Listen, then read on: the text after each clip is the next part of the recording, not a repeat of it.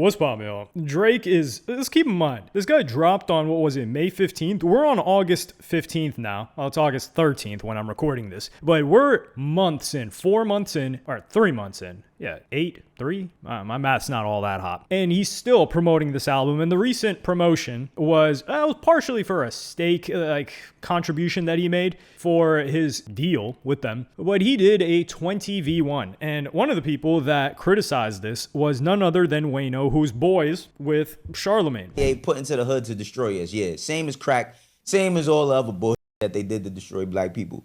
With that being said, I never thought in a million years I would see Drake do a 20v1. Now, is this a serious 20v1? Nah, I don't think that Drake is on there looking for love, nor do I think that 20v1s are about people looking for love. It's just content. It's just some shit that people do. But it does expose a lot about people who do them, right? And we have seen 20v1s when niggas get into fights, people threaten to pull out weapons. It goes really, really far. Now, in terms of growth, people look at Drake as an artist that not only has he achieved a lot, but he's damn near 40 years old.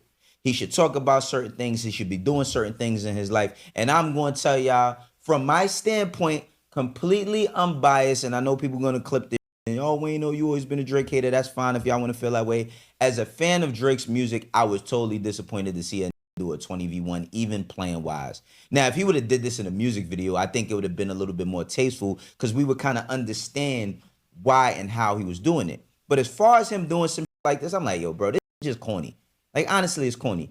So interestingly enough, Wayno, his man's is Charlemagne. Wayno, he loves Jay-Z. And Wayno thinks it's corny that he was doing a 20v1. Now, the question is, what's also corny, if you want to call it that, is Charlemagne completely generating a fake, or we don't know if he generated it, but Charlemagne being the first person to bring to the internet a fake AI-generated website and push that on the Brilliant Idiots podcast, and then Wayno has nothing to say about that. Funny enough, and the website doesn't exist anymore. So a reliable site by a reliable journalist completely goes poof, doesn't exist anymore, we can't even find it. Wayno has nothing to say about that. That's not corny, that's not lame, that's not whack, that's not nothing. We'll just mum on that topic. So that's interesting. Just had to make a note of that. But when he talks about Drake doing a 20v1, I said 20v1, it's just a different model of a dating show. It's obviously for entertainment. It's acting. The guy has a host of different characters that people would recognize. He has Lena, which is obviously No Jumper, his wife. He has a goth chick with a big chest, which is a reference, I believe, to a lyric he's made. Like, he's talked about like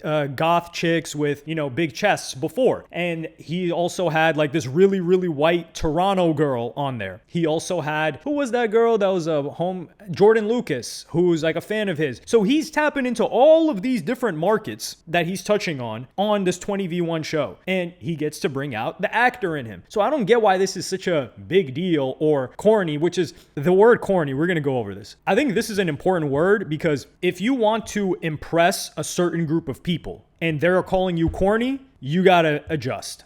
However, if you are not trying to impress a certain group of people and you do not care what a certain group of people thinks and they call you corny, then you should just you should keep doing what you're doing because you're doing the right thing. So for Wayno, who is saying, Jay, like a person of Drake's age should be rapping about a bunch of things. This is the whole should thing. So they have this timeline where you have to be acting a certain way at a certain age. If Drake was doing what he should have been doing, he would have stayed an actor. If you're a successful actor, you shouldn't try to become a rapper. If you were a Canadian, mixed Canadian, you shouldn't try to become one of the biggest rappers in the game. That's not what you should do. You should have just kept acting. Or you should have just taken a traditional role in life, a regular role in society. So everything in the arts is out of what somebody should do. And Wayno, who is talking about Jay-Z, and this is the crazy thing. This is corny, but Jay-Z having 15 different hairstyles, wearing wigs, it's like George Washington nowadays. That's not corny. That's not lame. That's not weird.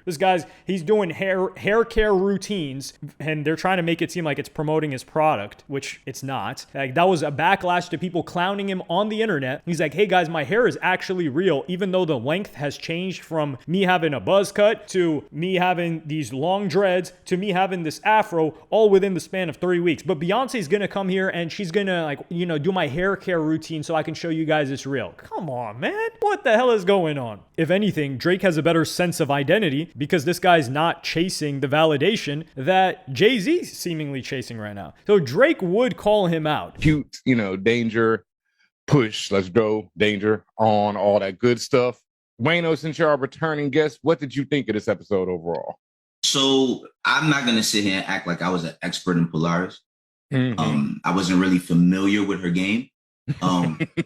But you know, seeing this episode. What are you going to argue about this? This guy's talking about Marvel 97. Now, listen, I'm not into the whole Marvel thing. I'm not saying that people shouldn't watch. I haven't watched a single Marvel movie. I know people get on me for that all the time here. But I haven't watched any of that stuff. Do I think people are lame for being into Marvel or being into Disney or being into any of that? I don't really care. People are into the stuff that they're into. However, if you are somebody that's saying a 20v1 is corny and you're over here talking about like, oh, this new comic book for X-Men for somebody that's, I guess, Drake's age or older, then yeah, this is a gotcha moment. You can't say like, yeah, man, everybody messes with Marvel. No, this is a gotcha moment. Because what are you going to say? Nah, you know, that's different. 20v1s are what? 20v1s are very popular in pop culture. Drake's intention is to stay at the top and relevant in pop culture. So him doing something like that makes perfect sense. After all, like should he listen to a Jay-Z who is quite irrelevant right now? The only conversations that have been surrounding Jay-Z have been negative. They've been, okay, this guy's company is doing allegedly shiesty stuff. What the hell is going on with that guy's hair? Oh, this guy got clowned by Drewski, and then suddenly all of those clips at the BET Awards get taken off the internet. That's interesting.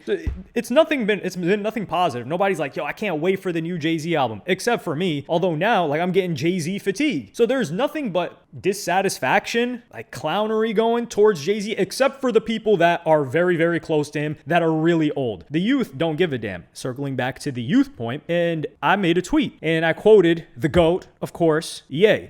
I only listen to people who are younger than me. These are the only people with ideas. You cannot give me any advice. You can help me. You can support Donda. You can cut a check. You can help me build some infrastructure. But I have the ideas. No one older than me has a better idea than me because I'm the only 36-year-old me. I'm the most relevant voice on the planet Earth at age 36, post being the most hated. So don't try to tell me anything. Help me. Help me. Help other people.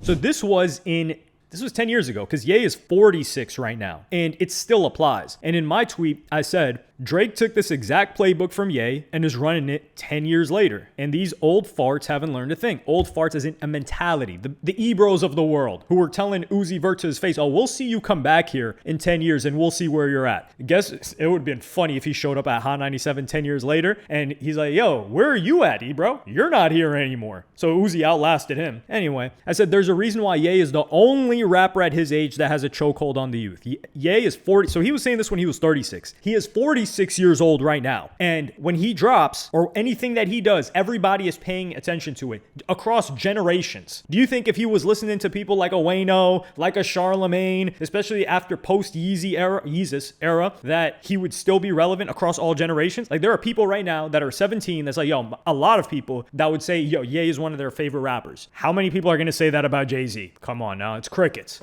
And I think Drake saw this with Ye and he started running it too, because before this even happened, and this is before Yeezus, of course, he had Chief Keef on. He was the first one to collaborate and hop on Don't Like. They did a Don't Like remix on the Good Fridays. Good Fridays was like every Friday, Ye would be dropping a song with the whole Good Music crew. It was a beautiful time to be alive. And one of those was a remix. I think Pusha T was on it too, to Chief Keef's Don't Like. Now, Chief Keef, of course, coming out of Chicago, but Ye was early on this. Chief Keef was 16, and Ye has consistently hopped on on and shown love and worked with way younger artists. I mean, he recently worked with Dave Blunt's last year, and some of it works out, some of it doesn't work out, but regardless, he's always open-minded to what's going on in the youth. And I think Drake saw this and he modeled this, because Drake, initially when he got into the game, he started working with people he was inspired by or looked up to, which is a similar thing that he had Trey Songz early on. He was getting all the features from the people he looked up to. Just look at a project like, the first project, Thank Me Later. That's the first commercial project that he put out. When you look at the feature list on there, right, you've got Alicia Keys. Clearly he was a fan of Alicia Keys. You've got Nicki, who's a peer of his at the time they're coming up together. You've got T.I., you've got The Dream, you've got Jeezy, you've got Jay, you've got Lil Wayne. Those are like the people that he looked up to. However, once you get to the point of More Life, which is around 2016, 17, he starts putting on people. And like people that the younger generation messes with. Like he's got Gigs on there, right? He's got Georgia Smith, which is a newer artist at the time. Quavo, Travis, he already had Travis back in on the song Company off of If You're Reading This, It's Too Late. But he has Sampha on there. He has Gigs on there multiple times. He already had Party Next Door. But he starts shouting out people and showing love in a different way.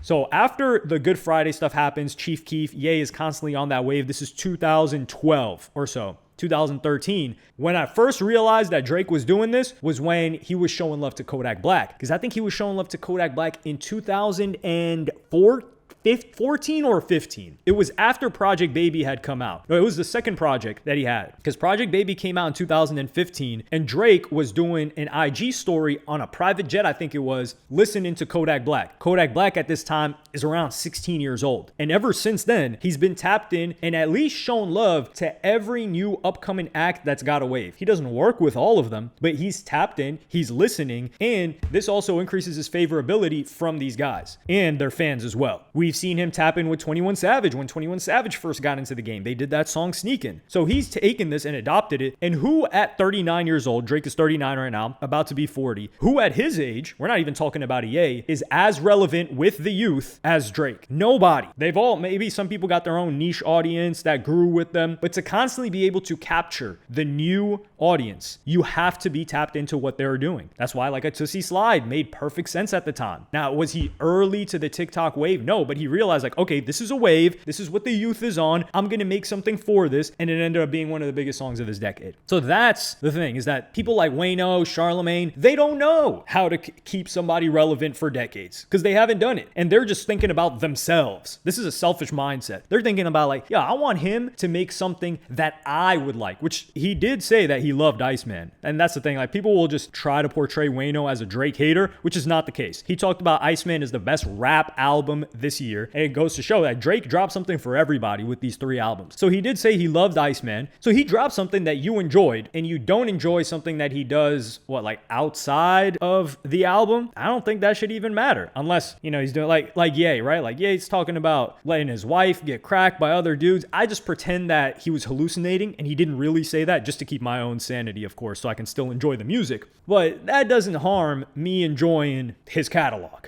Now, if he's doing crimes, like, on some R. Kelly stuff, that's a different story. Especially if he was like a David. It's quite sickening for me to go back and listen to some David tracks now, even though I enjoyed the music before all this happened. Like, David was a pretty decent artist. And yeah, I know he like appealed more to like girls, but now I just hear the lyrics. I'm like, oh, this is a demented individual. Because, the crime that he did is probably the worst thing we've ever seen an artist do. I don't think you can get much worse than that. So circling back to the point about Drake and the selfishness is that these people are at different phases of their lives. And instead of saying, oh, let me just enjoy the music, which Wayno enjoyed, they're trying to police how this guy behaves.